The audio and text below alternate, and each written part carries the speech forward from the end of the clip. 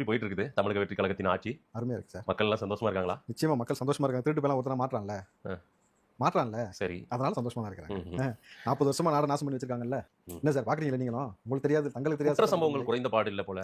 குற்ற சம்பவங்கள் இன்னும் குறைஞ்ச பாடு இல்ல. கொலகார பையில உருவாக்கி வச்சுட்டு போயிருக்காங்க 40 வருஷமா. அதான் உங்களுக்கு சொல்றேன், புரியல உங்களுக்கு? 40 வருஷமா திருட்டு பைய, ஐயக்கு பைய, பொறுக்கி பைய, கஞ்சா வைக்கிற பெண்கள் மீது கை வைக்கிறவர்களை அப்படியே ஊத்தி ஊத்தி வளர்த்து வச்சிருக்காங்க.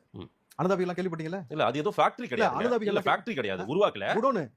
குடோனு அதான். இல்ல அதுதான் வேலையா என்ன? அது வேலை கிடையாது. இந்த ஆட்சி காலங்கள்ல அவங்க எல்லாம் முளைச்சிட்டு இருந்தாங்க, இப்பவும் இருக்காங்க, கொஞ்சமும் பயம் இல்லாம இருக்காங்க. அது வேலையா இல்லாம இருந்தா ஜெயிச்சிருப்பாங்க. அது மட்டுமே வேலை இருந்தா தான் தோத்து போனாங்க. ஸ்டாலின் அவர்கள் தோத்ததுக்கு இதான் மிக முக்கியமான காரணம். புரிஞ்சு? அது உங்களுக்கு தெரிஞ்சல?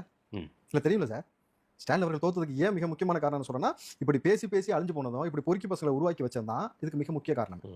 இந்த அடித்த வார்த்தை வேண்டாம், கொஞ்சம் நம்ம இதாவே கண்ணியமாவே கொண்டு போவோம். 77 விட அதிக வாக்குகள் வாங்கியிருக்கோம். எம்ஜிஆர் குறிப்பிட்டு சொல்றாருன்னு நினைக்கிறேன் திரு விஜய் அவர்கள், தமிழ்நாடு முதலமைச்சர். 77ல வந்து அதிக சீட்டுகள் வாங்கி வெற்றி பெற்றாங்க. மெஜாரிட்டி வெற்றி. நீங்க இப்ப வந்து ஒரு மைனாரிட்டி தான். அவர் சொன்னது பெர்சன்டேஜ். இல்ல அப்படி பார்த்தால் கூட இது ஒரு மைனாரிட்டி தான். அத நீங்க சரியா புரிஞ்சுக்கல. இல்ல வாக்குகள், ஓட்டுகள் அதெல்லாம் ஓகே சார். பெர்சன்டேஜ் சார் அவர் சரி, இருக்கட்டும் சார், இருக்கட்டும் சார். நீங்க இல்ல ஆனாலும் இல்ல நேத்து நீங்க அந்த ஜென்சி மீட்டுக்கு போயிட்டு வந்தீங்க தானே? நான் எந்த மீட்டுக்கும் போல. இல்ல நீங்க அந்த மைண்ட் செட்ல தான் இருக்கீங்க.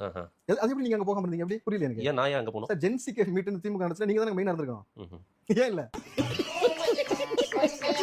நம்ம இமிடியேட்டா ஒரு நடவடிக்கை, அதிரடி நடவடிக்கை எடுப்பாருன்னு பலர் பார்த்தாங்க தமிழ்நாடு முதலமைச்சர் திரு விஜய் அவர்கள். ஆனாலும் அதை நம்ம ஏன் வேகப்படுத்தல? நம்ம அதை சட்டத்தின் பாலே கொண்டு போறோம். இமிடியேட்டா செய்ய சொல்லணும்னா ஒண்ணே ஒண்ணு செய்ய சொல்லலாம் சார்.